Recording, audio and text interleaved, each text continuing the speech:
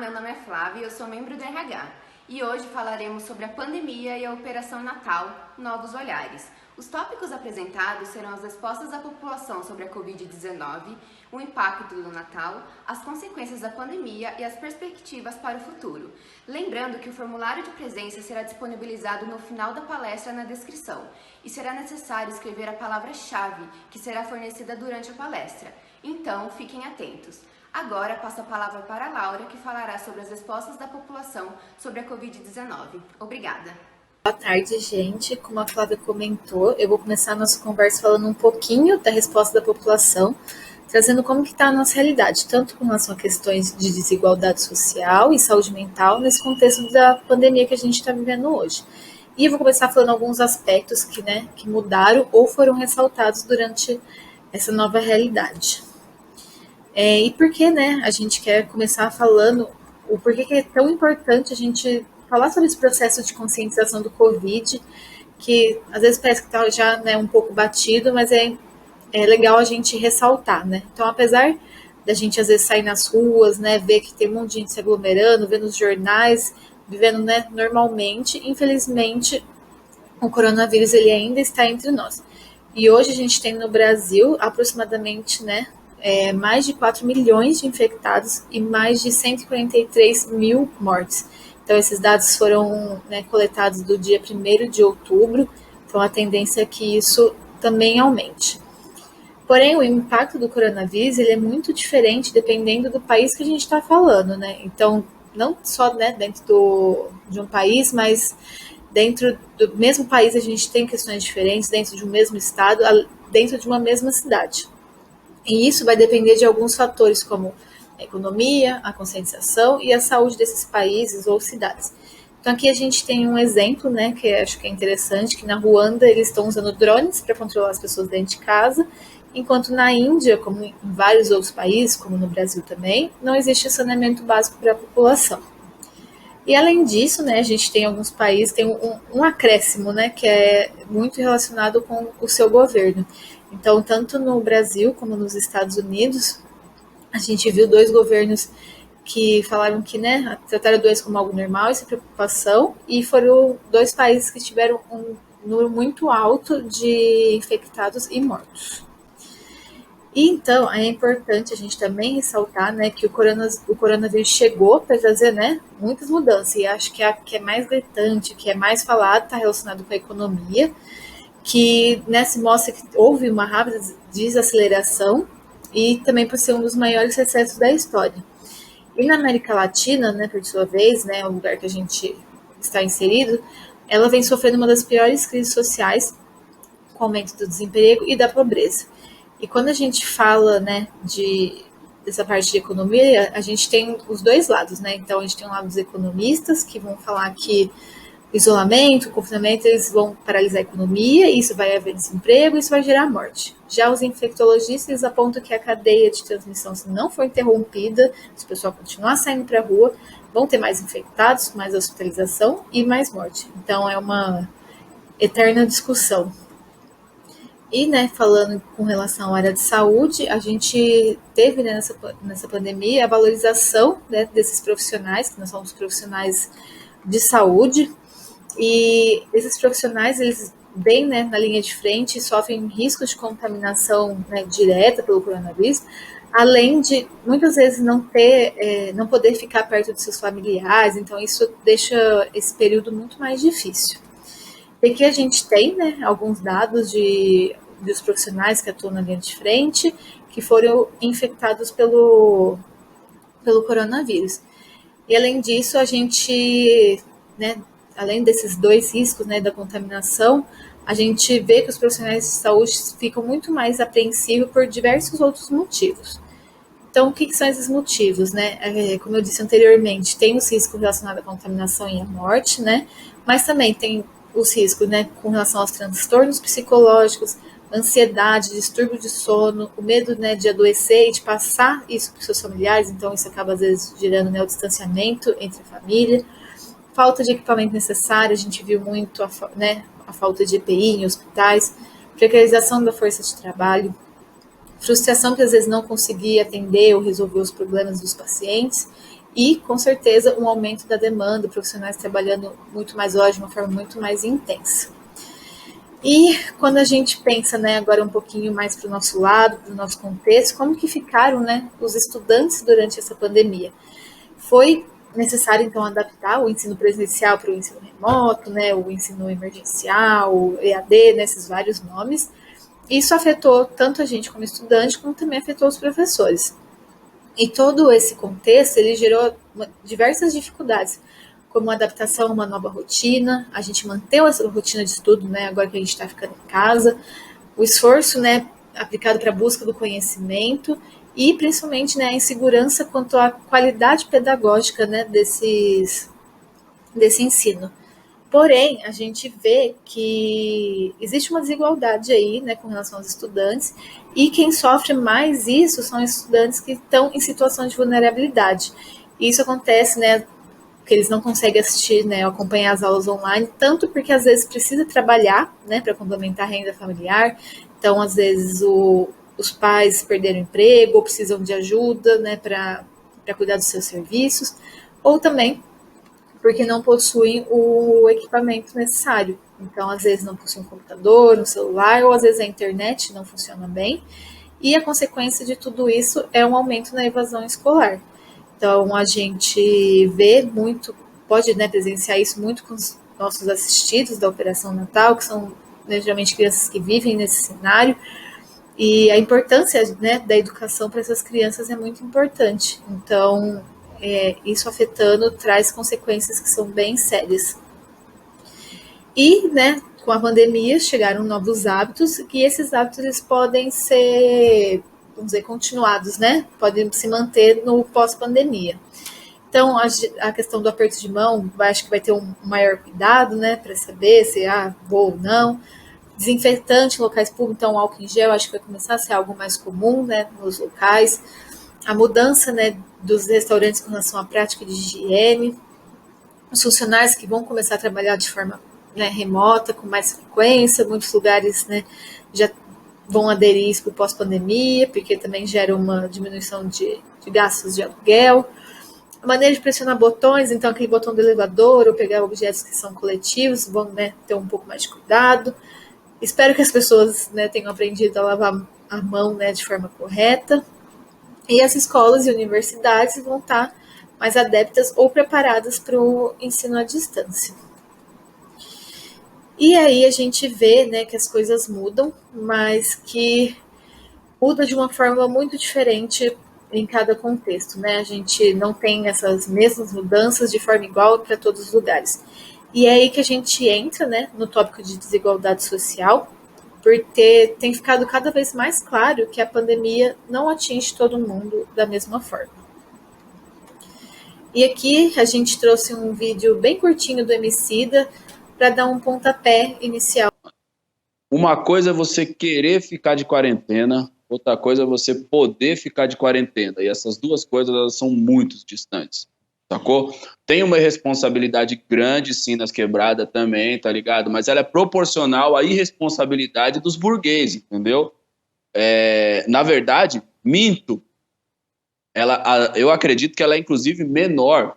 Só que condições essas pessoas têm para ficar em casa, sacou? Então não é que as pessoas estão ouvindo fica em casa entendendo uma outra coisa, não, elas estão entendendo aquilo, mas elas estão dentro de um contexto onde, mano, a casa do moleque João Pedro tomou 70 e poucos tiros, jogaram 2 granadas na porta, sacou, mano? Não poder parar também é um acréscimo tenebroso, sabe, parça, para não morrer de fome. E aí, esse não poder parar acaba incentivando quem não quer parar, por vários motivos, e até alguns motivos são bastante fúteis, tá ligado? Por mais que as pessoas queiram festejar, eu tenho um vizinho aqui, tá ligado? Eu não tô morando numa quebrada, eu tenho um vizinho aqui que ele já deu 4 festas, tá ligado? 4 festas nesse momento, aqui no último mês, entendeu? A impressão que eu tenho às vezes é que ele comemora cada vez que a gente alcança 3.000 mortos, sacou? Então, não é sobre linguagem, mais uma vez é sobre poder, tá ligado? Quem pode e quem não pode. Bom, depois desse videozinho, né, do Emicida, que é muito importante, uma fala que super enriquecedora, a gente trouxe essa tirinha, né, do Leandro de Assis, E para começar falando um pouquinho sobre o tema, e nessa tirinha a gente queria contar, né, um caso que é ilustrado por ela, que é de uma empregada, né, que, se não me engano, é do Rio de Janeiro, o qual, né, uma mulher negra, empregada doméstica, que contraiu, né, a doença no trabalho, enquanto seus patrões, que também ficaram doentes por terem viajado para fora do país, tiveram suas vidas preservadas, e essa empregada não teve a mesma sorte. E por que, né, que isso aconteceu? É porque as crises, elas afetam, né, os mais pobres. Elas afetam porque eles moram em áreas, né, de maior risco, eles têm menos condições de saúde, alimentação, com menos capacidade imunológica, e isso acaba, né, trazendo uma saúde um pouco mais precária. Então, se a gente tem, né, uma doença, a recuperação dessas pessoas é mais devagar.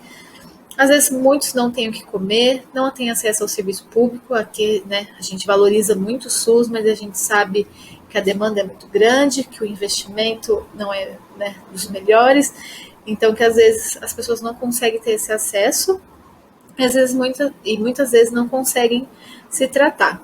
Então é muito importante, né, que a gente perceba esse lado também. E além disso tudo, por que toda crise afeta os mais negros, né? Então, aqui nesse gráfico ao lado, a gente tem uma comparação, né, entre pretos e pardos e brancos, e tudo que é, vamos dizer, um fator de risco para o coronavírus, os pretos e pardos têm, de uma forma, vamos dizer, mais ressaltado. Então, aqui a gente pode ver que brasileiros, né, que vivem em residências sem ao menos um serviço de saneamento, a gente tem 44,5% de pretos e pardos, enquanto 27,9% de brancos. Então a gente também, né, tem brasileiros que vivem na linha de pobreza. Todos esses itens que são importantes para a contaminação, né, para a disseminação do coronavírus, que, né, deixa ele mais forte, são mais prevalentes nas pessoas negras. E, além disso, os mais pobres que vivem no trabalho informal sofrem as consequências econômicas de uma forma mais aumentada. Então, a gente tem, né, que muitos, às vezes, vivem do trabalho informal, e aí quando a gente tem um recesso na economia, onde tudo tem que parar, onde muitas pessoas acabam sendo desempregadas, a gente tem, né, rápido desaquecimento, paralisação e aumento do desemprego. Então, a gente pode, né, falar, o coronavírus, ele, né, atende todo mundo, chega a todo mundo, mas a forma que ele chega é muito diferente, né? Então, o coronavírus, né, ele não é democrático, ele atinge as pessoas de formas diferentes.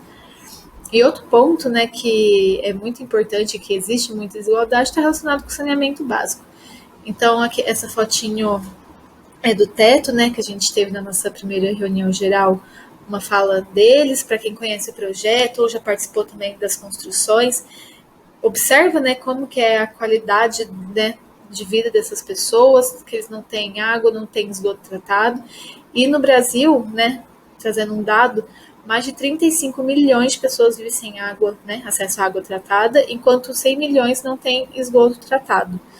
Então, num momento de pandemia, onde, né, a parte de prevenção, né, lave as mãos, né, como que a gente pede para pessoas que não têm acesso à água tratada lavar as mãos? E muitas vezes essas pessoas vivem num ambiente, né, numa casa onde vive, sei lá, por exemplo, 8 pessoas em uma casa que tem um cômodo só. E aí como você promove, né, fala assim, faça o distanciamento social. Não tem como, né?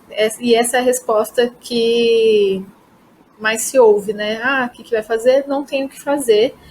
Infelizmente, né, as políticas sociais não chegam, né, para todo mundo.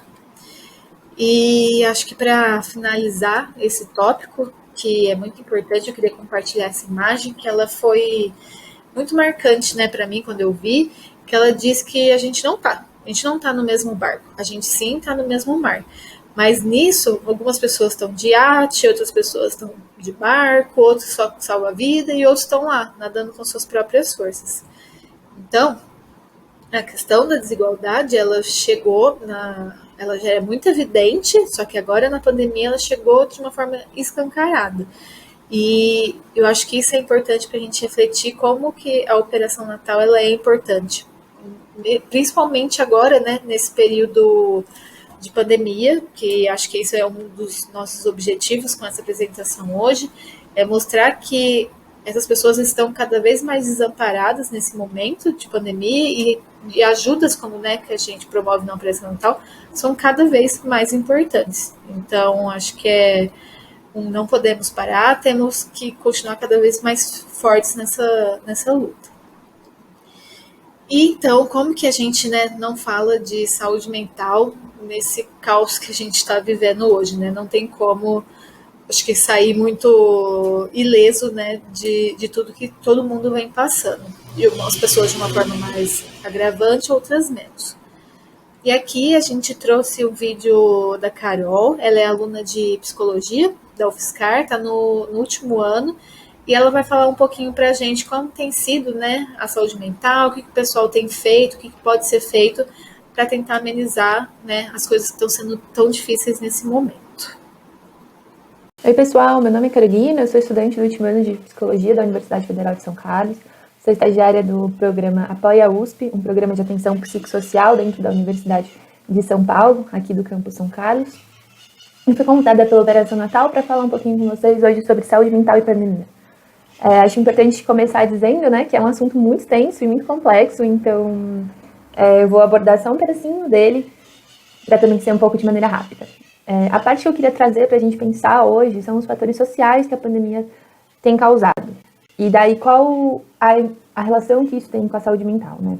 Então, quando a gente pensa na pandemia no Brasil, a gente está pensando em uma pandemia localizada em um contexto latino-americano, de um país marcado pela desigualdade social, né, construído com base no racismo, no machismo. Então, quando a gente pensa numa sociedade que tem vivências muito desiguais, a pandemia vem e aprofunda tudo isso. Esses fatores, eles são determinantes para como se dá o processo de saúde na nossa vida. Então, tanto a saúde física quanto a saúde mental, ela é transpassada pelas nossas vivências sociais, pelas nossas exclusões e desigualdades. Então, uma pessoa que ela, né, durante toda a sua trajetória, ela já é isolada, ela já é marginalizada. Quando a gente entra em um processo de isolamento social, isso vai se aprofundar.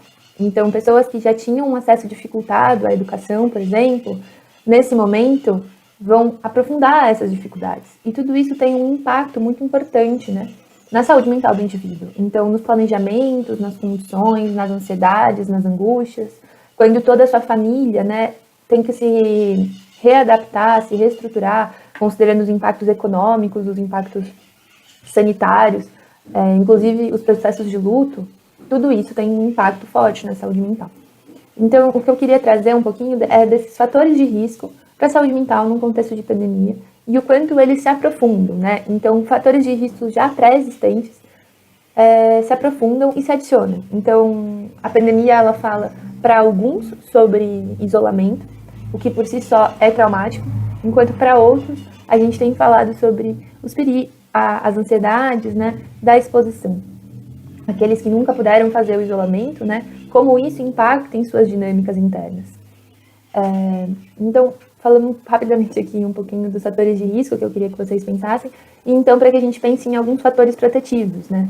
Entendendo que esses fenômenos sociais, eles são marcantes para esse momento que a gente está vivendo e para a prevenção de um segundo, uma onda posterior, né, de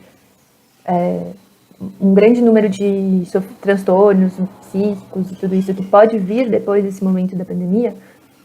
Então, quando a gente pensa em ações de prevenção, né, como não cronificar esses sintomas que podem estar aparecendo nesse momento, a gente tem que pensar em ações de saúde coletiva, né, então ações voltadas para a saúde pública, né, saúde coletiva.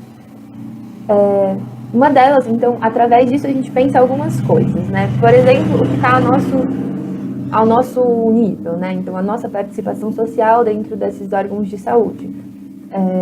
Então, desde a nossa participação política, do momento em que a gente vota e a gente acompanha o que os nossos políticos estão fazendo, assim como estar a par do que os nossos serviços de saúde, a nossa rede de saúde tem nos nossos municípios, e também a nossa ação mais individual, né, mais social. Por exemplo, um fator de proteção muito importante nesse momento têm sido as redes de apoio.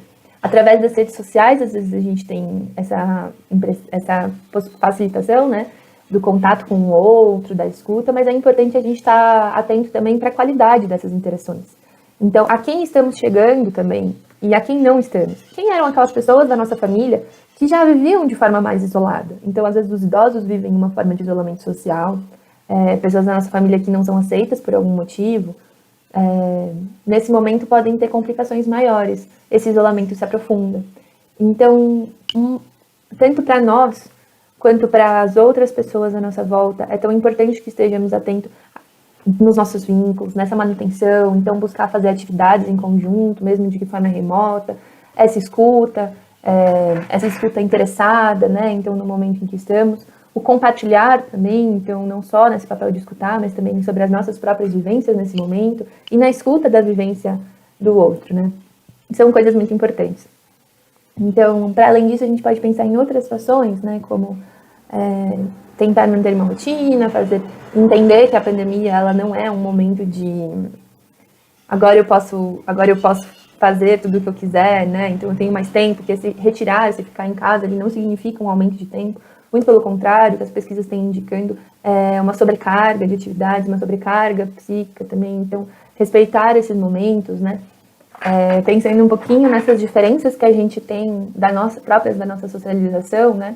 Então, como está a nossa rotina doméstica? Qual está sendo o nosso cuidado para casa? Qual está sendo o meu cuidado para aqueles que convivem comigo? Né? Então, pensar um pouquinho também em como colocar isso nas nossas rotinas, né? Esse cuidado, essas atividades domésticas, de forma a entender que talvez essa seja uma demanda nova para a gente, porque ficava menos tempo em casa, e daí agora estar mais tempo demanda mais coisas também, e entender que tudo isso faz parte do nosso dia, tudo isso demanda uma energia, tudo isso demanda uma carga mental. Então, acho que são um pouquinho dessas coisas rápidas que eu queria falar com vocês. Acho que é importante a gente pensar em quais atitudes coletivas, entender, buscar informações, né? Sempre nessa era de informações rápidas e muitas vezes com uma base de fontes duvidosas, né? Então, é importante a gente estar sempre bem informado, buscar órgãos de confiança. E acho que é um pouquinho disso que eu queria falar com vocês hoje.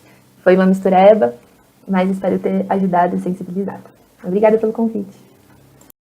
Bom, gente, então, para finalizar essa parte e dar um pouquinho de continuidade no que a Carol falou, a gente trouxe aqui, né, uma nuvem de palavras que foi feita na mão mesmo, para mostrar o que vocês têm feito, né, nessa quarentena para se manter bem. Então, a gente mandou aquele questionáriozinho, né, do Forms para vocês responderem. E é muito legal ver que a Operação Natal tem sido um momento que traz bem-estar, né, para vocês. E além disso, né, a gente tem umas fotinhos que o pessoal mandou também, para, né, mostrar o que vocês andam fazendo. E é bem legal, né, que todo mundo tá fazendo desenhos, ou tá brincando com os animais, ou, né, bebendo, porque tá difícil mesmo para todo mundo. E acho que o que a gente queria falar, né, que nós do RH, a gente sabe que esse é um período muito difícil e para alguns pode estar sendo, né, mais complicado ainda. E lembrar que a gente sempre está aberto, né, para qualquer coisa que vocês precisarem conversar ou desabafar. Então pode procurar a gente, se não souber quem é do RH, né, porque muita gente na Operação Natal, pode conversar com o coordenador do time de vocês, eles vão saber indicar alguém do RH, ou vai encaminhar vocês para conversar um pouquinho com a gente. Então, sintam-se muito à vontade para qualquer problema poder conversar com a gente. E agora, né, vamos passar a palavra para a Bia, que vai falar um pouquinho sobre as questões, né, sobre as consequências da pandemia. Bom, gente, agora para falar do bloco Consequências da Pandemia, vamos ter a participação especial do professor Flávio, e ele vai falar um pouquinho para a gente das consequências ambientais que ocorreram nesse período da pandemia e qual o nosso possível papel neste contexto. Passo então a palavra para o professor Flávio. Olá, meu nome é Flávio, sou professor e biólogo e tenho aqui o imenso prazer de poder estar compartilhando com vocês a respeito da pandemia e o meio ambiente, que essa reflexão nos faça a ter um novo olhar para a natureza. Entre as diversas necessidades que temos de preservar o meio ambiente, está uma relacionada com a saúde humana. A integridade dos ecossistemas evidencia a saúde e o desenvolvimento humano, já diz o relatório das Nações Unidas para o Meio Ambiente. 75% de novas doenças, de doenças emergentes, são de origem zoonóticas, são transmitidas por animais. E de onde vem o motivo dessas novas doenças? Seria o problema os animais? É claro que não. O problema é o ser humano, que ao interferir no meio ambiente, ao destruir o equilíbrio da natureza, faz com que esses animais procurem abrigos e comidas na cidade. E com isso, acabam trazendo, então, os seus vírus, as suas bactérias, comuns entre eles, mas não comum na nossa espécie. Além do refúgio dos animais que migram para a cidade em busca de alimentos e abrigos, nós temos uma outra vertente que faz com que os vírus de espécies silvestres chegam até a nossa espécie. Vejam essa cena de um mercado de animais silvestres à venda, como se fosse uma feira livre aqui em nosso país, onde vendemos frutas, verduras e legumes. Em muitas regiões é natural haver feiras com carne de animais silvestres. O homem, em contato com esses animais, acaba contraindo muitas vezes vírus, e esses vírus correm o risco de refletir em pandemias, como esta que estamos vivendo no momento do coronavírus. Apenas para citar alguns exemplos de doenças emergentes dos últimos tempos, obviamente, ligadas à atividade humana, nós temos aqui o ebola, gripe aviária, síndrome respiratória do Oriente Médio, o vírus Nipah, a febre do Vale Rift, síndrome respiratória aguda grave, SARS, o Zika vírus. Todas essas doenças têm origem a atividades humanas, que de certa forma estão relacionadas com a agressão ao meio ambiente, com a agressão à vida dos animais. A origem do novo coronavírus é discutível, mas não podemos negar que a agressão do homem em relação ao meio ambiente tem provocado o surgimento de novas doenças, entre elas a Covid-19. E a Covid-19, infelizmente, evoluiu para uma pandemia. E a Organização Mundial da Saúde, dentre as medidas necessárias para conter essa pandemia, adotou o isolamento social. Esse isolamento social trouxe para o meio ambiente mudanças positivas e também mudanças negativas. Vamos analisar aqui algumas delas. Dentre as mudanças positivas, podemos destacar a diminuição da poluição. Na Índia, verificou-se uma melhora na qualidade do ar em 33%. A cidade de Nova York diminuiu 50% o nível de emissão de carbono na atmosfera. Na China, fechamentos de lojas e indústrias resultou numa queda de 25% na emissão de gás carbônico, equivalente a 6% da quantidade global. Outro fato muito curioso relacionado ao meio ambiente e ao isolamento social foi a presença de animais que até então não tinham sido vistos circulando livremente pelas cidades.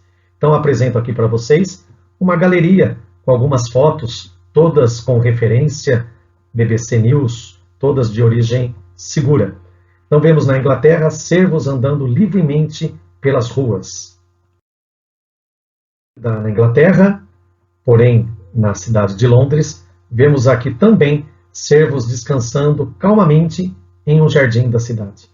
Curioso que mesmo sendo uma época de isolamento social, podemos ver ali na parte de trás da fotografia um ônibus, uma pessoa circulando pela calçada e os animais tranquilamente descansando nesse gramado. Outra imagem muito curiosa selecionada aqui para essa galeria está uma ave marinha circulando tranquilamente nos canais de Veneza. Em nosso continente, um puma anda pelas ruas de Santiago do Chile. E para terminarmos essa pequena galeria de fotos curiosas de animais circulando livremente no período de isolamento social, devido ao novo coronavírus, nós temos aí um cervo no Japão, tranquilamente também, entre os poucos que estavam circulando na rua, uma imagem de Portugal, embaixo um urso nos Estados Unidos e, na França, cervos de grande porte caminhando pelas ruas. Mas não devemos esquecer também que durante essa época de isolamento social aconteceram impactos negativos em relação ao meio ambiente. Entre eles, nós podemos destacar o aumento do consumo, principalmente de gêneros alimentícios. As pessoas mais tempo em casa começaram a consumir mais. Também aumentou o consumo de água, de energia e a quantidade de resíduos.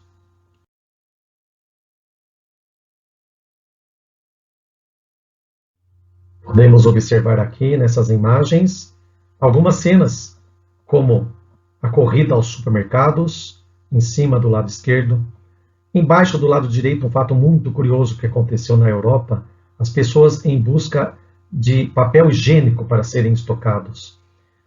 Em cima, ao lado direito, o aumento de resíduos hospitalares e aumento também no consumo residencial de gás, 7,5% logo no início da pandemia, na cidade de São Paulo, e 5% no aumento do consumo de água.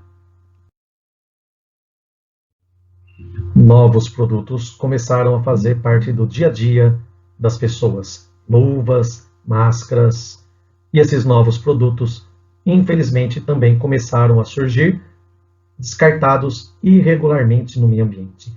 Várias praias com luvas, máscaras em excesso, junto com outros tipos de lixo que infelizmente já se costumava encontrar.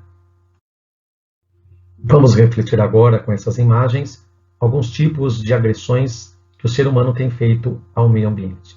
Lembrando que essas agressões ao meio ambiente também são responsáveis pela origem da maior parte das doenças.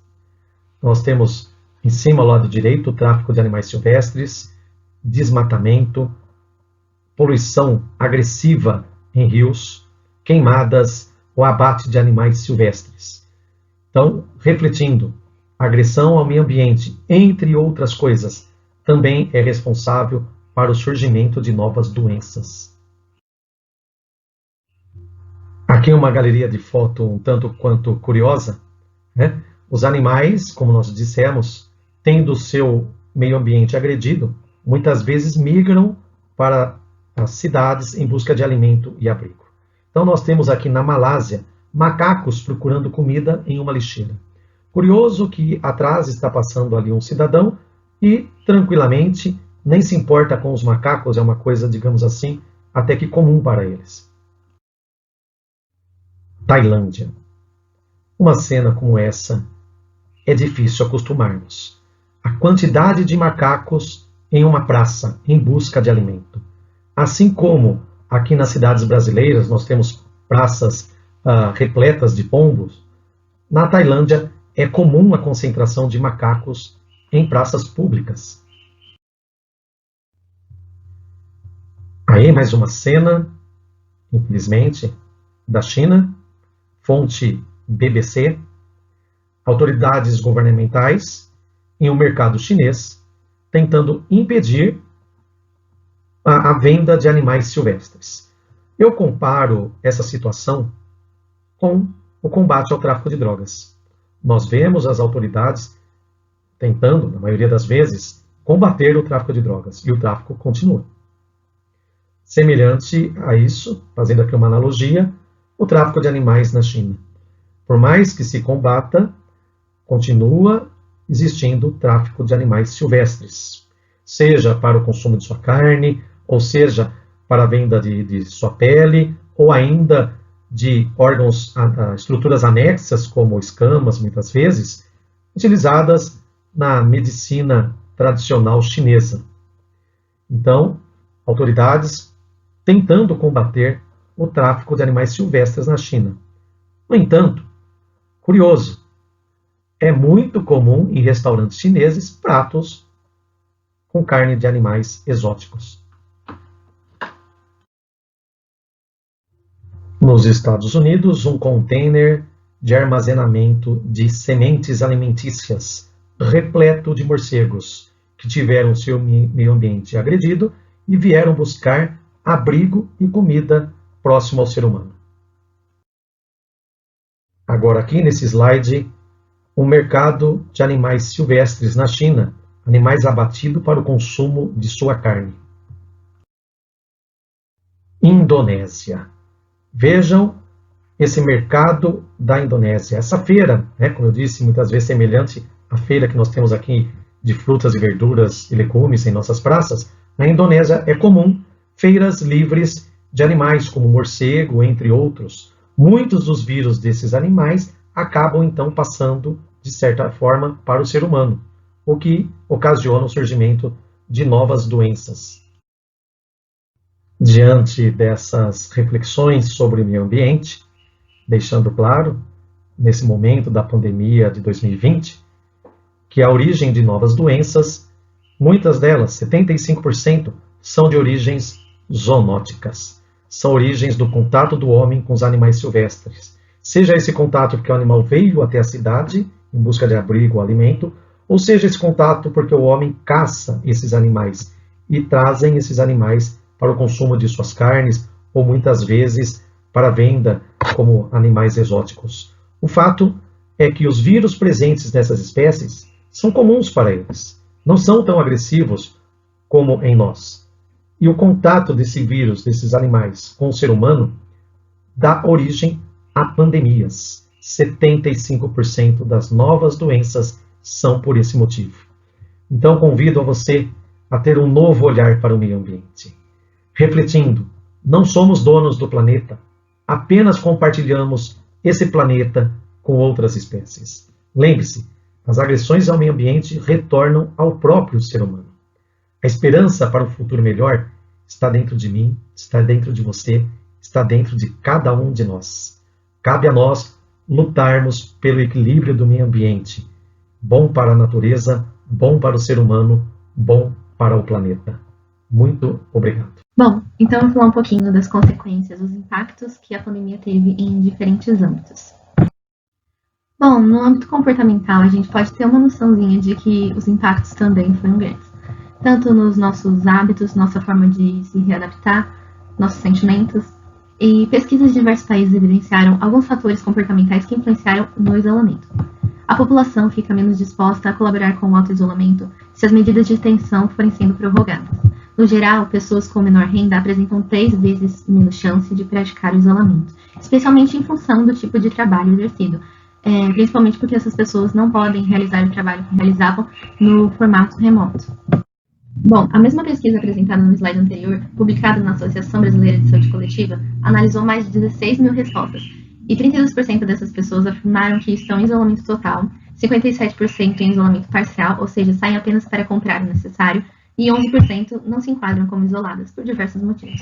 Muitos relataram a questão financeira como o aspecto mais impactante deste momento, ficando atrás apenas para a questão do convívio social. E com relação ao estresse no ambiente doméstico, muitos afirmam, a maioria afirma, que o isolamento ele tem gerado algum tipo de estresse. Investigou-se também como está o sono das pessoas no momento, e 56% relataram que houve alguma modificação nas horas de sono, seja para a questão de dormir mais que o habitual ou menos. E em relação à atividade física, apenas 40% das pessoas estão fazendo algum tipo de exercício físico. Bom, concluindo um pouquinho dessa parte comportamental, os que praticaram algum tipo de atividade física revelaram menores níveis de estresse e uma maior normalidade no sono. Com relação à vulnerabilidade social, realmente um ponto-chave para o enfrentamento da pandemia é a diminuição da circulação de pessoas em espaços públicos. E a maior parte dos respondentes, apesar das dificuldades, afirma que ficaria em isolamento o tempo que for necessário para enfrentar essa pandemia. Bom, já no âmbito educacional, mesmo em tempos de aula presencial, com a instituição apoiando as crianças e os adolescentes vulneráveis a permanecerem na escola, alunos que perdiam mais de 10 dias de aula já estavam propensos a desistir da escola. É interessante mencionar estudos que foram feitos depois do furacão Katrina em 2005 e do furacão Maria em 2017. Os resultados mostraram que de 14% a 20% dos estudantes não voltaram mais à escola. E esses fenômenos nos dão alguns indícios de que, com a situação incerta de retorno que estamos, muitos alunos podem acabar desistindo também, se continuarem desestimulados. E além disso, agravar as dificuldades de aprendizagem, acaba aumentando as lacunas já existentes na educação. Professores, gestores e pais têm trabalhado duro para manter o aprendizado vivo. No entanto, todos podem ajudar na questão motivacional. Bom, apesar da situação exigir também um apoio governamental, pois é de extrema urgência intervir para apoiar os alunos vulneráveis, as iniciativas podem partir de todos os lados, incluindo a expansão de programas assistenciais. Empresas particulares podem aderir também a programas governamentais. A dinâmica do processo não é simples, pois exige também que os professores tenham uma formação para oferecer a instrução para a aprendizagem nesse novo formato, que muitas vezes não é oferecido da forma adequada a eles. E como projetos sociais, então, como a Operação Natal, podem ajudar. Para além do pedagógico, é necessário engajar, motivar e envolver os alunos. Oferecer também suporte na questão da infraestrutura física, para que isso ajude a criar um ambiente propício para eles de aprendizagem. E não devemos esquecer da importância desses projetos de serviços sociais, que ajudam na saúde mental. Isso tudo influencia, porque é uma reação em cadeia, realmente, que ajuda o indivíduo a melhorar a sua situação, a ficar mais motivado. E por isso projetos assim são tão importantes, até mesmo para impactar no âmbito educacional. Bom, no âmbito econômico, sabemos que o impacto foi grande. Provavelmente a pandemia vai gerar uma recessão econômica e as consequências já podem ser observadas. Se a gente analisar, ela já afetou a renda de metade dos brasileiros. 600 mil micro e pequenas empresas encerraram suas atividades. 9 milhões de funcionários foram demitidos. A taxa de desemprego aumentou 9,4%. 1,1 milhão de vagas de trabalho com carteira assinada foram fechadas. Bom, também é um processo em cadeia, né, gente? Que uma coisa vai influenciando a outra e em outros países não foi diferente. Diversos países vêm sofrendo com a crise econômica e alguns já acumularam dívidas maiores que seus PIBs, como alguns que trouxemos de exemplo aqui. E alguns setores apresentam maiores riscos que outros. O isolamento social ele afeta diretamente, por exemplo, famílias de baixa renda, que geralmente possuem a renda de serviços diretamente ao consumidor. Isso pode ser demonstrado segundo a estimativa do Banco Mundial, que prevê que o número de famílias vivendo com renda menor que meio salário mínimo pode aumentar em até 9,2 milhões. Bom, com isso a gente vê o quanto é importante ajudar, especialmente nesse momento de maior vulnerabilidade, o quanto o nosso apoio, o apoio da Operação Natal é realmente muito impactante, principalmente nesse momento. Agora falando um pouquinho da saúde. A pandemia afetou o sistema de 90% dos países de acordo com a OMS. 105 países tiveram atendimentos de rotina e eletivos interrompidos. Alguns suspenderam atendimentos críticos, como o do HIV e do câncer. 1/5 dos países tiveram pronto-socorros e cirurgias de emergência afetados. E 1/4 dos países interromperam as doações de sangue. Bom, no Brasil, houve uma queda de 60% nas cirurgias de urgência. A taxa de mortalidade nesses procedimentos também aumentou. Esses acontecimentos reforçam a necessidade de sistemas de saúde bem estruturados e mostram a importância do SUS, que tem como objetivo fornecer acesso integrado e gratuito à saúde. Bom, com isso podemos perceber o quanto o papel que o SUS vem desempenhando no cenário atual é de extrema importância. Ele vai além de atendimentos em consultório, seu papel abrange também a adoção de medidas de prevenção, fornecimento de diagnóstico, tratamentos, reabilitações e campanhas. E apesar do princípio ser fornecer o acesso à saúde de forma integral e gratuita, para que isso ocorra neste momento é preciso um replanejamento. E sabemos que a pandemia tem afetado o psicológico de muita gente, e o quanto é importante serviço de apoio também à saúde mental. E o quanto é importante projetos como a Operação Natal neste cenário, talvez mais do que nunca. O quanto é importante para darmos uma nova visão e também uma perspectiva melhor para o futuro. Dando continuidade à apresentação, nós vamos falar agora sobre as perspectivas para o futuro. Então, nesse momento, a pandemia tem influenciado muito o nosso comportamento, nosso jeito de estudar, de se alimentar, se divertir. E com ela, muitos estudos têm evidenciado a capacidade de adaptação do ser humano e da sociedade, para poder enfrentar uma série de novos desafios, sendo necessário a cooperação entre diferentes setores da sociedade e o empoderamento das pessoas para que elas consigam se adaptar às novas formas de trabalho. Nesse sentido, a pandemia tem sido vista como um fator acelerador rumo a uma automatização do nosso sistema produtivo, com novos modelos políticos e econômicos. Esse modelo permite às indústrias e aos países permanecer competitivos em um mundo que está em constante mudança. Diversos setores têm se demonstrado indispensáveis para uma nova economia, que seja capaz de se recuperar da crise, como o de telecomunicações e distribuição de internet, que têm a possibilidade de trabalho e educação à distância, assim como amplo acesso às informações. Além disso, temos a integração da tecnologia com a agricultura, que favorece a transparência e o uso de medidas mais sustentáveis, uma vez que os sistemas de satélite ajudam os agricultores a localizar terras para o uso e os sistemas de irrigação controlam de maneira mais adequada a utilização da água. Inclusive, o seu uso na gestão da cadeia de suprimentos e o ciclo de vida das commodities, que de forma resumida são os produtos que funcionam como matéria-prima, sendo produzidos em escala, mas que podem ser estocados, no caso, por exemplo, café e soja, e proporciona sistemas produtivos mais sustentáveis. Outro caso que tem sido visto como revolucionário é a inclusão de sistemas de Big Data e inteligências artificiais, porque eles são capazes de analisar enormes quantidades de dados e assim gerar predições e modelos mais precisos, como a diversidade de funções, como, por exemplo, estimar os impactos de próximas pandemias ou melhores cenários de distribuição de recursos. Anteriormente, nós apresentamos os impactos da pandemia, e com esses impactos vieram algumas transformações. Dentre as transformações mais nítidas está a transformação digital, que consiste tanto na transformação dos processos, quanto no treinamento do pessoal capaz de utilizar as novas ferramentas. Essa transformação ela tem exigido cada vez mais uma mão de obra especializada e a ampliação das redes de negócios e oportunidades de desenvolvimento de novas habilidades. Essa mudança permite a reestruturação dos sistemas laborais, assim como favorece a recuperação efetiva da crise atual. Um exemplo que pode afetar o nosso entorno nos próximos anos é a automação dos mercados. Nos últimos meses, eles foram adaptados para responder às medidas de isolamento, afetando tanto a cadeia de fornecedores quanto a de consumidores. E junto com uma explosão no consumo de produtos não perecíveis e de pronto consumo, nós tivemos a conquista das compras online sobre o mercado tradicional em vários países. Em muitos casos, os pequenos negócios se aliaram com aplicativos ou sites de venda e entrega remota.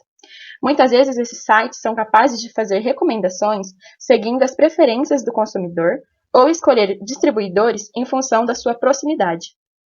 Outros supermercados estabeleceram um modelo de compras drive-thru, fazendo uso de seus estacionamentos. Mas o maior destaque foi o surgimento de um novo modelo de supermercado, o completamente à distância. Então, por dentro, ele consiste em um depósito que prioriza a eficiência do espaço. Então, os robôs que recebem os pedidos e montam o seu carrinho. E por fora, uma rede de distribuidores são organizados por rotas e bairros. Alguns sugerem que essa nova modalidade, que está livre de todo o risco de contágio, possa vir a ser uma tendência nas grandes capitais. Muitos estudos têm demonstrado que em um período pós-pandemia, os países utilizarão adaptações em prol do aumento na eficiência do tempo e redução de aglomerações. Um exemplo disso é a divisão dos horários de trabalho entre casa e a empresa. Grandes companhias têm indicado que uma boa parcela de seus trabalhadores não precisarão voltar ao trabalho presencial, como, por exemplo, o Twitter e a Amazon. Outros estudos estimam que até 2050 haverá um aumento na densidade populacional, o que poderia representar enormes desafios para os serviços de transporte, habitação e saúde, sendo que, historicamente, a maioria das epidemias surgiram nas grandes cidades. Como resposta, as cidades deveriam ter como foco a distribuição dos serviços e bens em bairros com conjuntos habitacionais independentes que teriam acesso aos serviços através de um agendamento prévio, evitando assim horários de maior aglomeração. Seguindo esse exemplo, espera-se que as oficinas também distribuam os horários laborais de seus funcionários em 3 turnos, para extinguir as horas de maior trânsito ou de sobrecarga nas lojas e prestadoras de serviço. Também seria comum o uso de smart bands, que monitorem o estado de saúde da pessoa constantemente. Assim, o sistema de saúde daria mais um passo para sair de um modelo de resposta para um modelo de prevenção, já que a informação de uma possível doença seria transmitida, inclusive, antes do aparecimento dos sintomas ou o decaimento em estágios mais avançados, reduzindo a possibilidade de contágios e aumentando a segurança da cidade como um todo. Como tem sido apresentado, a pandemia tem influenciado muito o nosso comportamento e o nosso estilo de vida. Então, ela tem ocasionado mudanças. E essas mudanças, elas não têm o mesmo impacto na vida das pessoas.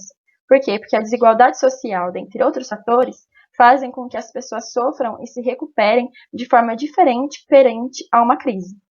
Alguns dados, como esse que trouxemos, demonstram exatamente isso. Então, 75% da população mundial, por exemplo, e 62% das pessoas consideradas pobres estão em países em desenvolvimento. E esses países em desenvolvimento tiveram um crescimento muito alto devido ao boom das exportações nos últimos 30 anos, que permitiu que eles convergissem economicamente em direção aos países de primeiro mundo. Porém, hoje nós estamos passando por um processo histórico de desglobalização, que ameaça os modelos de crescimento desses países. As consequências não parecem ser muito positivas, porque vai depender estritamente da capacidade de flexibilidade e adaptação dos governos. Depois da pandemia, um dos possíveis cenários econômicos para os países consiste no recuo geral frente à política exportacionista, reavaliando os benefícios do comércio contra os riscos de uma economia dependente da estabilidade do mercado externo. Assim como os países desenvolvidos também podem começar a tomar as medidas que visem a sua independência de exportações externas, o que pode levar a um aumento das tarifas e preços de exportação, que seriam prejudiciais para economias menores. Para evitar os riscos que foram apresentados e explicados anteriormente, assim como a soma deles com a ameaça mundial de mudança climática, é mais importante do que nunca agora a presença das organizações e uma cooperação global. Segundo a ONU, em uma análise realizada esse ano com 193 países, com diferentes culturas no mundo todo, elas estão inclinadas a ter as mesmas esperanças e medos do que originalmente elas estariam dispostas a acreditar. E a maioria delas acredita que a união é o caminho para resolver os problemas, sendo os principais problemas a mudança climática e a desigualdade social. Com os sistemas políticos e econômicos enfrentando profundas incertezas e com as cadeias de distribuição global progressivamente mais fragmentadas, surge a oportunidade de se reinventar e reimaginar as parcerias globais, que nos levem a caminhos mais eficientes para enfrentar esses desafios. A pesquisa que foi utilizada agora para a discussão aponta que a maioria da população global acredita que mais solidariedade e apoio internacional deve ser dirigido aos lugares onde o impacto da crise é maior, assim como os países devem abordar de forma mais proativa as mulheres, jovens e populações vulneráveis para a tomada de decisões. Assim, há sinais que nos levam a acreditar que o apoio popular para uma cooperação global aumentou desde o início da pandemia. Enquanto o mundo entra em uma nova fase turbulenta e volátil, a opinião pública global fornece bases para o otimismo sobre o futuro, em que, embora os representantes mostrem o contrário, a maioria das pessoas estão preocupadas pelos mesmos assuntos e expressam desejos similares. Então, nesse tópico da apresentação de inovações em tecnologia e comunicação sobre as perspectivas para o futuro, nós concluímos que os avanços tecnológicos e a inovação podem ser utilizados a nosso favor, desempenhando papel em diversos setores, desde que haja colaboração entre as instituições financeiras, os órgãos reguladores e os governos, para planejar uma infraestrutura que agregue todos os indivíduos.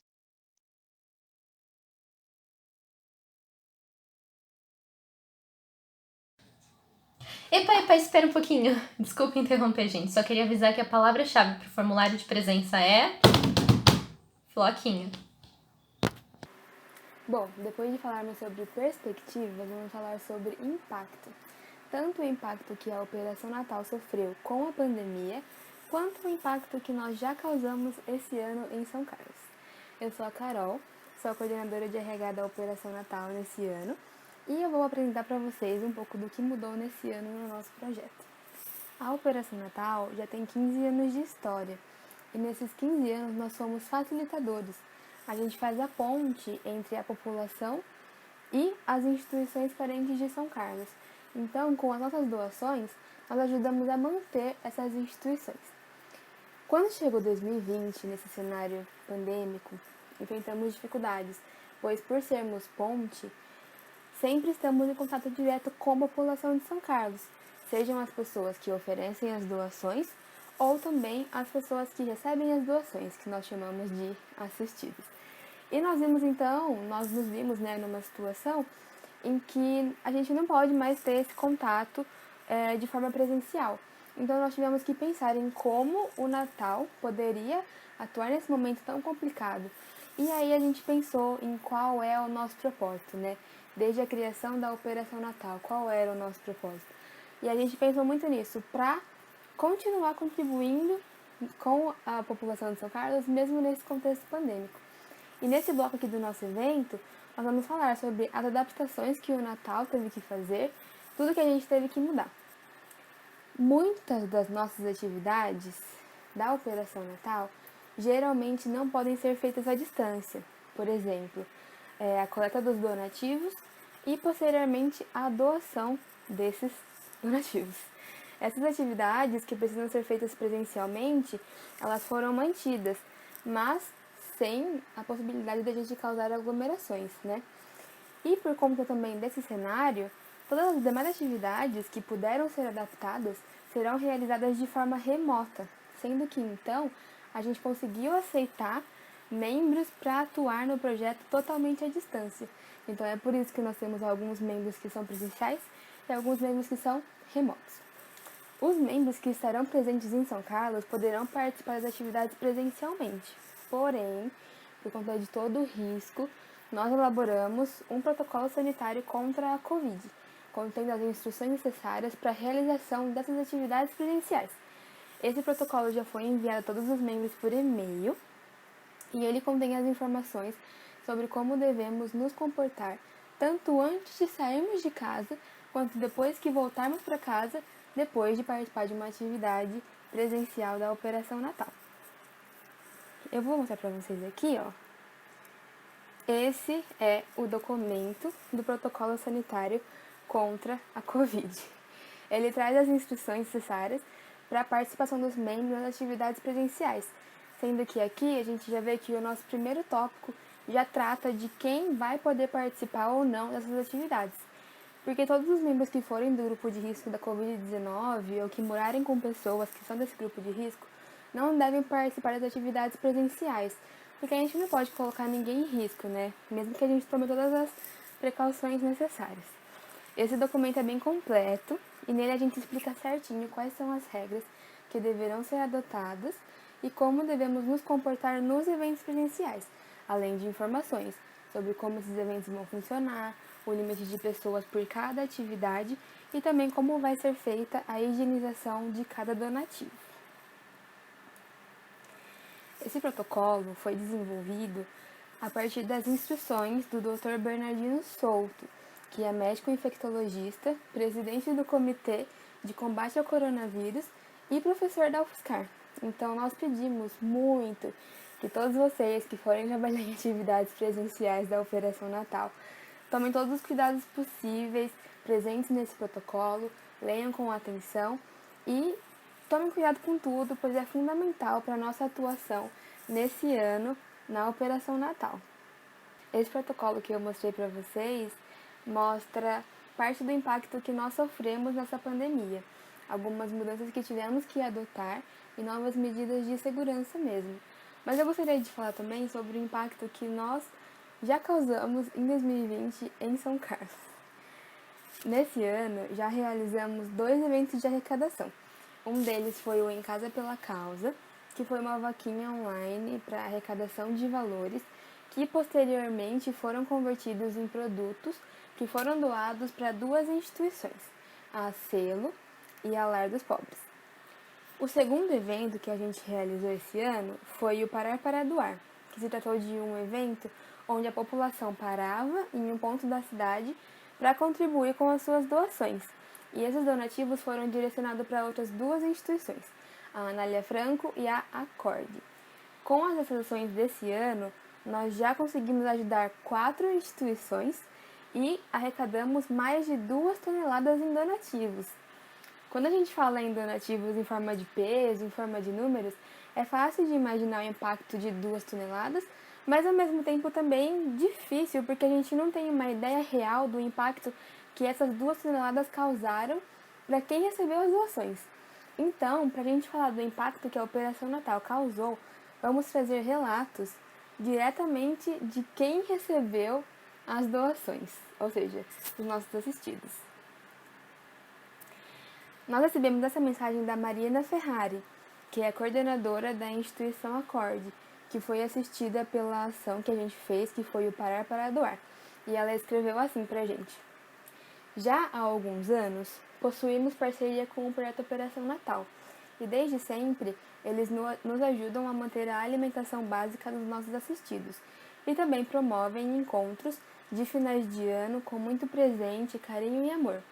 Nessa época de pandemia, infelizmente não podemos estar juntos em uma grande festa, que nossos assistidos tanto amam participar com a Operação Natal. Porém, eles estão nos fornecendo alimentos básicos para ajudarmos nossas famílias mais carentes a passar por esse momento tão difícil e incerto. Com a ajuda da Operação Natal, conseguimos alcançar muitas famílias e tenho certeza que iremos alcançar ainda mais. Bom, esse relato veio de uma pessoa que viu e sentiu diretamente o impacto da Operação Natal nesse contexto complicado. Uma pessoa que já sentiu os benefícios, né, as coisas boas do nosso trabalho. E além desse textinho, nós temos também relatos que são falados, que são das pessoas que também foram atingidas pelo nosso projeto. Esse próximo relato que eu vou passar para vocês, ele veio da instituição Lar dos Pobres, que foi auxiliada com a nossa ação do Em Casa pela Causa. Boa tarde, quero agradecer à Operação Natal pelas doações que fizeram à nossa entidade, o Lar dos Pobres de Tirapina, de fralda, de alimento, né? E continue sempre assim, nos ajudando aqueles que mais necessitam. E meu muito obrigado, em nome dos internos e internas do Lar dos Pobres de Tirapina. Muito legal, né? E a gente tem mais um relato. Esse próximo relato, ele vem da instituição Selo, que também foi ajudada pela nossa ação do Em Casa pela Causa. Jovens, como foi bom as doações que vocês fizeram aqui para o Luz. Auxiliou tantos que não têm nada para se alimentar. Sejam fortes, sejam abençoados por Deus. Nosso dever é sempre dividir com aqueles que nada têm. E Deus vos abençoe e vos ampare. Muito obrigado. Esses relatos são muito amor, né, gente? Eu fico até emocionada. Mas então, a gente também tem alguns relatos que vêm de uma instituição, que na verdade é uma escola, a La Salle. É uma das escolas que a Operação Natal trabalha junto e também tem um trabalho próximo ali, muito bacana. Os membros, principalmente do time de ação social, são bastante conectados com essa instituição, né, essa escola. E eles têm um recadinho para passar para vocês, membros do projeto. Oi, eu sou a Érica, sou do La Salle, participo da Pajula. Já vi alguns projetos de vocês e, sinceramente, o trabalho de vocês é incrível. Tomara que esse projeto continue ganhando muita visibilidade, que vocês consigam ajudar cada vez mais pessoas, que ele é fundamental para muitas famílias, muita gente. E participando de algum desses projetos com vocês, eu aprendi muitas coisas que, se não fosse por vocês, provavelmente eu não aprenderia. Eu só tenho a agradecer. Muito obrigada. Oi pessoal, tudo bem? Eu sou o John Lucas, estou no Colégio La Salle São Carlos. A Operação Natal me ensinou muito de não ligar para o convívio que você tem por anos ou não. Sempre tenta ser o mais intenso possível com as pessoas, por mais que vocês não conheçam elas. Algumas pessoas são mais tímidas, algumas não, mas sempre tenta transmitir o calor o mais intenso possível também. Isso é muito importante, porque quando a gente estava fazendo o projeto Cooperação Natal, eu senti isso assim muito explícito, de tantas as coisas que a gente fez, o tanto que a Operação Natal me ajudou, principalmente a dançar forró, porque depois da Operação Natal eu danço forró 100% melhor. É absurdo o quanto eu melhorei no forró, é sério. E isso ajudou muito, porque até meu pai participou do GADzinho que a gente fez, né? Que não foi tão grande quanto o GAD, mas a gente deu uma ajustada pra gente e ele gostou muito. Ele chegou em casa e falou com a minha mãe e tudo mais, a gente dançou, a gente ficou dançando Madagascar na escola. E, nossa, é muito engraçado como essas pequenas coisas marcam. Por exemplo, Madagascar me marcou muito, que eu não conhecia a dança e depois todo mundo começava a dançar, eu já, conheço. Isso é muito grande, e sempre que acontece, vem a Operação Natal na nossa cabeça. E ter esse contato com pessoas diferentes, totalmente diferentes do nosso meio, isso é muito importante pra gente, muito. E melhora 100% o nosso dia, melhora 100% a nossa semana, melhora 100% a nossa vida. E pequenas coisas são as que mais marcam. incrivelmente, são os pequenos detalhes. Eu lembro que cada pessoinha que me ajudou a gritar no portão, e depois do 10º portão eu já tava gritando, eu já tava conversando com um monte de gente, eu conheci centenas de histórias. E isso é muito importante, porque nada melhor, a gente não aprende nada mais a gente aprende do que conversando com as pessoas. Isso não tem preço. Quando eu tiver 40 anos, se um dia eu escutar alguma palavra Madagascar, vai vir o Operação Natal. Ou escutar forró, vai vir o Operação Natal. Eu acho que isso que vocês têm que ter em mente, que vocês marcam. Talvez quando vocês estão no dia D, vocês têm tanta gente, o projeto é tão grande de vocês, mas tenho certeza que vocês vão afetar bastante gerações. Netos e bisnetos meus vão saber dançar forró por causa de Operação Natal, entendeu? Isso é que deixa a marca. E acho que esse é o objetivo. E por mais que vocês sejam de outra cidade, vocês marcaram uma boa parte do mundo, entendeu? E eu acho que a gente sempre tá querendo mudar tanto o mundo, a gente tá sempre querendo mudar muita coisa. E às vezes você não pensando em mudar o mundo, você achando que não tá mudando o mundo, você tá assim, entendeu? E eu acho que é só você parar pra pensar um pouquinho, você parar pra entender como a sociedade funciona, que vocês veem a diferença que vocês fazem. Então é isso, obrigado, boa sorte a todos vocês. Se lembrem, sejam objetivos, simples, e tentem transmitir a ideia que vocês são pessoas. E o calor principalmente. É isso, muito obrigado. E bom, pessoal, depois de receber esses relatos todos, né, nós vamos ter um momento para os nossos coordenadores, né, para os coordenadores desse ano de 2020, conversarem com vocês, darem uma palavrinha sobre como foi tudo que a gente já realizou até aqui e também o que a gente espera, né, para os próximos meses, enfim, para o nosso desenvolvimento do nosso projeto. Fala, galerinha, tudo bem com vocês? E aí, galera, beleza? Oi, gente, tudo bem com vocês? Oi, gente, tudo bem? E aí, pessoal? Oi, gente, tudo bem? Oi, pessoal. Olá, pessoal. Oi, amores, tudo bem? Eu sou o Guilherme Guzmão, um dos coordenadores de parcerias. Gente, eu sou o Vitor, eu sou coordenador de logística na Operação Natal 2020. Eu sou o Gabriel, 017 da Engenharia de Produção da UFSCar. Atualmente sou coordenador da arrecadação da Operação Natal. Meu nome é Ana Carolina e eu sou uma das coordenadoras do time de instituições. Meu nome é Daniel, eu sou um dos coordenadores da logística do ano de 2020 da Operação Natal.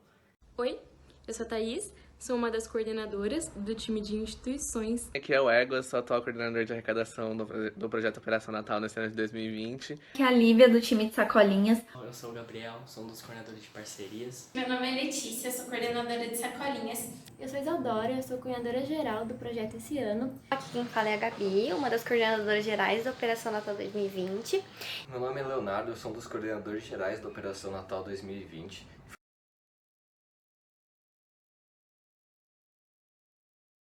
No primeiro semestre, entre os coordenadores, a gente fez uma vaquinha online chamada Em Casa pela Causa. A gente arrecadou cerca de R$6.500 e a gente converteu todo esse dinheiro em donativos para duas instituições, Lar dos Pobres, em Tirapina, e a Cielo, em São Carlos.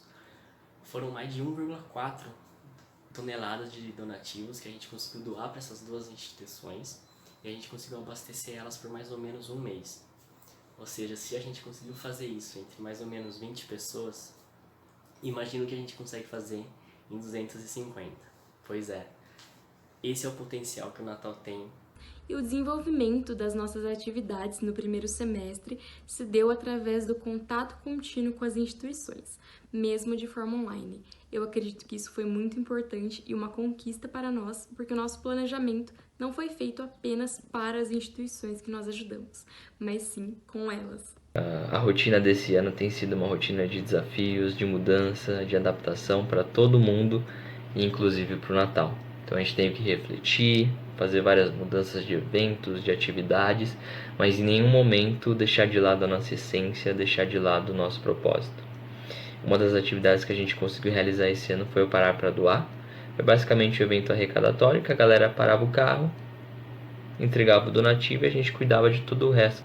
A gente acabou conseguindo arrecadar 700 kg de alimento. A diferença daquele momento para esse é que vocês entraram e a gente está com 254 membros, que é um potencial enorme. É muita pluralidade, diversidade, muito material humano para a gente conseguir trabalhar, criar laços, construir, integrar e impulsionar o projeto para frente. Foi reestruturar um time que tinha a maior parte das atividades presenciais para acontecer de forma remota e manter o engajamento e a motivação dos membros ao mesmo tempo. A maior dificuldade tem sido criar um planejamento considerando a situação atual que estamos vivendo, com o mínimo de pessoas presenciais para poder realizar as atividades do projeto. Eu vim falar para vocês sobre um desafio de coordenar a Operação Natal nesse molde EAD. Esse ano, no começo, eu pensei que seria um ano mais tranquilo, porque o Natal já estava mais estabilizado, não tinha grandes mudanças para serem feitas. Porém, o que aconteceu? Pandemia, que está sendo um momento muito difícil para todos nós, né? Então, quando tudo isso começou, a gente se reuniu virtualmente com os coordenadores de time e a gente passou muito tempo discutindo sobre o que a gente iria fazer esse ano. Se iria acontecer Natal esse ano ou se a gente deixaria para acontecer próximo ano, porque todas as atividades eram praticamente presenciais, né? Então, depois de muito discutir, a gente percebeu que, na verdade, não tinha outra opção. O Natal tinha que acontecer esse ano.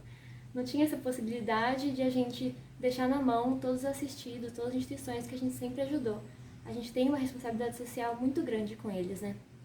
Então, foi um desafio muito grande a gente ter essa responsabilidade em cima da gente, de decidir se iria acontecer ou não. E ainda bem que a gente fez a melhor escolha possível. E porque agora tá dando tudo certo e a gente tá com vocês, os membros, que estão sendo os melhores membros que a gente poderia ter esse ano. E eu tô muito, muito feliz e muito orgulhosa de ver tudo que vocês estão fazendo. Vocês estão fazendo um trabalho incrível e mesmo eu não podendo estar de pertinho, vendo tudo, eu sei como vocês estão arrasando e estão dando o melhor de vocês. Parabéns, gente. Muito obrigada. Então, falando um pouco do nosso planejamento, a gente teve que mudar muita coisa, a gente teve que pegar as atividades do zero, porque a gente já tinha uma base da Operação Natal dos outros anos, mas funcionando de uma outra forma. E a gente teve que pegar isso e pegar do zero e falar, vamos fazer isso. Então a gente começou muita coisa do zero, criou novas atividades, reformulou atividades que já eram famosas na Operação Natal, e justamente nisso a gente criou muitos frutos. O primeiro fruto que eu percebi foi que os coordenadores em geral, os gerais e de time, criaram muito laços entre si. A coordenação é muito amiga, sabe? E também posso falar que eu criei muita amizade com o meu outro coordenador da arrecadação, que é o Éguas. Além disso, a gente criou novas atividades na arrecadação e também pegou eventos que já eram famosos na Operação Natal, como o Dia D, Dia de Mercado, e reformulou completamente para funcionar desse modo. E eu vou comentar um pouco das dificuldades que a gente teve em adaptar o Natal para essa situação de pandemia. Uma das coisas do escopo do time da logística é a organização do galpão, que é onde a gente faz a triagem dos donativos durante os eventos arrecadatórios. O problema é que nos anos anteriores sempre aglomerava muita gente no galpão. Esse ano, para evitar isso, a gente fez uma atividade com os membros da logística para que a gente consiga organizar um galpão que seja mais seguro e a gente consiga fazer a triagem dos donativos. Outra coisa é que o time da logística sempre teve muitas atividades presenciais. E dessa forma, a gente tentou adaptar um pouco essas atividades para a gente conseguir fazer de jeito remoto. E aí a gente acabou focando um pouco mais na parte organizacional do Natal. E eu vim aqui para contar para vocês um pouquinho como foi esse processo de adaptação. A primeira etapa foi a gente desapegar um pouco de como a gente realizava as atividades. A gente sempre tem o como a gente faz as coisas e o porquê a gente faz as coisas. Devido a toda uma tradição dentro do projeto, a gente se apegava muito a como a gente fazia as atividades. E a gente era muito reconhecido por isso. Então o Papai Noel, que ia até as instituições entregar sacolinhas, os membros iam e abraçavam as crianças e tiravam foto. E apesar de tudo isso ser muito bonito e muito marcante dentro da história do projeto, a pandemia veio para lembrar a gente que isso não era o mais importante. Então a gente partiu em busca do que era mais importante, que era entender por que o projeto existe, por que a gente faz o que a gente faz. A gente teve que fazer um mergulho dentro da história do projeto, desde 2006, da criação do projeto, porque ele foi criado. A gente voltou até as nossas raízes, para a gente entender um pouco mais sobre o nosso objetivo, que era mesmo espalhar a magia do Natal, qual era o nosso objetivo dentro do projeto, e interiorizar mais a nossa missão. Depois desse processo, a gente passou a questionar também por que cada atividade dentro do projeto existia, qual era o objetivo de cada atividade dentro do projeto. E questionando por que cada uma existia, entendendo o seu objetivo, a gente conseguiu buscar como realizar, novas formas de como alcançar esse objetivo e como realizar as atividades. Depois de todo esse contexto, a mensagem que eu queria deixar para vocês é sobre como é importante mesmo para tudo nessa vida, não só para a Operação Natal, mas para a gente mesmo e para todos os projetos que a gente participa, é a gente não perder a nossa essência e o nosso propósito. O como a gente faz as coisas, a gente sempre consegue dar um jeito, desde que a gente não deixe de ser quem a gente é, de quem a gente mantenha quem nós somos. E eu tô muito feliz em saber que o Natal tá de carinha nova sim, mas que o Natal continua sendo o Natal e que vocês acreditam nisso e estão aqui pra viver isso junto com a gente. Eu queria falar que em tempos tão difíceis, tão incertos, eu acho que nunca o projeto foi tão importante para elas. Eu sei que esse ano a gente não vai ter um contato tão grande com os assistidos, mas isso não significa que para eles nós não vamos estar lá. Eu acredito que em toda ação que a gente faz, a gente deixa um pedacinho da gente, e acho que esse ano, mesmo que de maneira indireta, os assistidos vão conseguir sentir todo esse amor, todo esse carinho, toda essa atenção que a gente coloca em tudo que a gente faz, e isso vai fazer uma diferença gigante, ainda mais considerando esse contexto todo louco que a gente está vivendo. Aqui na Operação Natal a gente sempre valorizou muito a parte de criação de laços e essa interação que a gente sempre proporciona entre as pessoas. Sabe aquela questão de quando o Natal chega, todo mundo se une e parece mais harmonioso? Bem, é esse espírito mesmo que a gente valoriza tanto aqui no projeto e a gente sempre tenta trazer isso todo ano. A gente pensou muito bem em maneiras de trazer isso, então a gente está trazendo alternativas para a gente conseguir fazer uma interação legal entre os membros e os assistidos, com a população são-carlense e entre os nossos membros em si. Tem todos os coordenadores, eles estão levando muito isso em consideração com as atividades esse ano. Então eu tenho certeza que no final desse ano todo mundo vai sair aqui e falar: nossa, esse ano na Operação Natal eu criei laços, eu conheci pessoas incríveis, eu fiz amizades que vão durar minha vida inteira. A previsão desse ano é que a gente possa ajudar a diminuir um pouco dos efeitos que a pandemia trouxe, efeitos socioeconômicos, efeitos psicológicos ruins, e a gente possa contribuir levando esperança e gratidão na vida deles, mostrando que a realidade deles pode mudar aos poucos. Uma coisa que eu queria muito falar pra vocês é pra vocês sempre colocarem na cabeça o porquê do projeto tá acontecendo nesse ano, né? Foi algo que a gente pensou muito quando a gente assumiu essa coordenação, que a gente tinha que realmente atender a nossa missão, que a gente percebeu que o Natal já existe há 15 anos, a gente tem muito a contribuir para a cidade de São Carlos, a gente já tem esse dever a ser cumprido. E a gente acredita total em todos vocês, todo o time que está participando da Operação Natal. A gente tem certeza que vocês vão fazer a diferença esse ano para a vida de milhares de pessoas. Vocês são incríveis, gente. E o Natal está se comprometendo a fazer isso mesmo nesse ano, e é algo que a gente quer fazer muito bem feito, e isso só vai ser possível por meio do trabalho de vocês e com a ajuda de vocês. Então, eu confio muito em todo mundo, eu sei que a gente vai estar fazendo um trabalho muito incrível, e não se desanimem, levem sempre em consideração que o nosso objetivo é espalhar a magia do Natal, e a gente só consegue fazer isso por meio das nossas ações, por meio de vocês, e vocês são incríveis, é isso. Vocês são o Natal e a magia do Natal só é espalhada todo ano por causa de cada um de vocês. Cada um de vocês é extremamente importante para fazer tudo isso acontecer. E eu só tenho a dizer muito obrigada. O meu recado para vocês hoje é que mesmo nas dificuldades nesse AD, nesse novo mundo, a gente pode fazer a diferença. E a gente tem que pegar esses desafios, que é muito legal a gente ter esses desafios e saber que a gente consegue superar juntos, como Operação Natal, com o seu time, com todos os times. Então eu gostaria de deixar o recado para você que hoje, mesmo que qualquer dificuldade que você esteja enfrentando, aproveite a Operação Natal para criar amizades, para fazer amigos, porque no final do ano você vai ver como que a gente vai gerar frutos para toda a sociedade. Então, aproveite esses desafios, se supere, e é isso. Muito obrigado, um abraço e até mais. E o recado que eu dou para vocês é que lembrem-se que por mais que a gente não esteja vendo os frutos das nossas ações acontecendo em tempo real, eles estão acontecendo. Os sorrisos, eles estão sendo multiplicados e a gente está levando esperança ao próximo.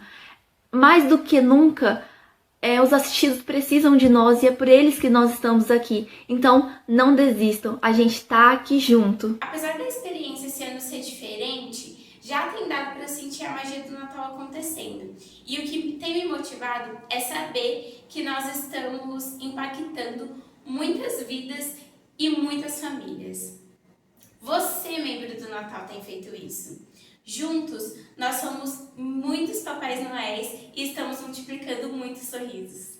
Então, conto com vocês todos. Acreditem quando a gente fala que o Natal tem a magia dele e que essa magia leva a gente pra frente e as coisas acabam dando certo, sabe? Vocês estão aqui com a gente para mudar vários mundinhos, impactar várias pessoas e vai ser assim para esse ano, apesar de tudo. Gente, a Operação Natal ela é um organismo vivo composto por pessoas, acima de tudo. Então, a gente depende muito do trabalho de cada membro, a gente depende muito do comprometimento e do amor pelo projeto de cada membro para a gente conseguir causar um impacto e mudar vidas do jeito que a gente sempre faz. Então, mesmo se você estiver distante, não estiver em São Carlos, estiver atrás da telinha do computador, não se esqueça que apesar de você não poder ver, os sorrisos que o projeto gera vão continuar lá. Então, eu acho que é isso que tem que motivar, são esses sorrisos que mesmo que a gente não possa ver, ainda vão existir. Então, pessoal, fico muito feliz por você ter assistido até aqui, por ter participado desse nosso evento, por estar aqui vendo o nosso vídeo. Isso significa muito pra gente do RH, justamente porque a nossa intenção em realizar esse evento é mostrar pra vocês que o nosso trabalho, apesar de estar diferente, né, de estar adaptado para esse contexto pandêmico, apesar de a gente trabalhar muito na frente do computador, eu, por exemplo, não estou em São Carlos, então eu vou trabalhar também só na frente do computador, mas apesar disso, existem pessoas que estão precisando desse nosso trabalho na frente do computador, sabe? Existem pessoas que precisam do que a gente está fazendo aqui para conseguir se alimentar durante o dia. Então é muito importante que a gente se anime, continue envolvido com a Operação Natal, continue participando. Algumas pessoas precisam da nossa ajuda, precisam da nossa doação e é muito importante que a gente continue. A gente tem esses relatos, né, de como foi adaptar todo o projeto e como foi para os assistidos, como é a nossa atuação ali na vida deles e como isso é importante. Então, cada vez que você estiver parado na frente de um computador pensando, meu Deus, que coisa chata, nossa, mais uma reunião pelo Meet, não aguento mais. É muito bom que a gente se lembre que, ao mesmo tempo que a gente está aqui, fazendo as coisas mesmo que remotamente, lá em São Carlos tem uma família que vai estar recebendo uma cesta básica. Tem uma criança que lá no final do ano vai ganhar uma sacolinha com um brinquedo, com uma roupa nova, sabe? Então, assim, vamos continuar. O Natal, ele vai continuar existindo, a gente teve que se adaptar, mas ele continua tendo o mesmo propósito, continua tendo a mesma força, e eu tenho plena certeza que vocês, membros de 2020, também têm essa força para seguir até o final, mesmo que seja difícil, mesmo que seja remoto, não tá tão legal assim, vamos continuar. Se precisarem do RH também, estamos aqui sempre, podem contar com a gente para tudo. A gente quer sempre ser o suporte para vocês. Realizamos esse evento para dar uma motivada e mostrar para vocês o quanto é importante o nosso trabalho dentro da Operação Natal. Então, a gente espera que vocês gostem, né, que vocês tenham gostado, que essa experiência em 2020 seja muito engrandecedora para vocês, mesmo com todas as mudanças com relação a como era antes, né? Mas, enfim, eu agradeço muito por terem assistido, por terem participado. E se precisarem do RH também, podem chamar a gente. Estamos sempre, sempre, sempre disponíveis, viu, gente? Muito, muito, muito obrigado. Um beijão. E vai Natal!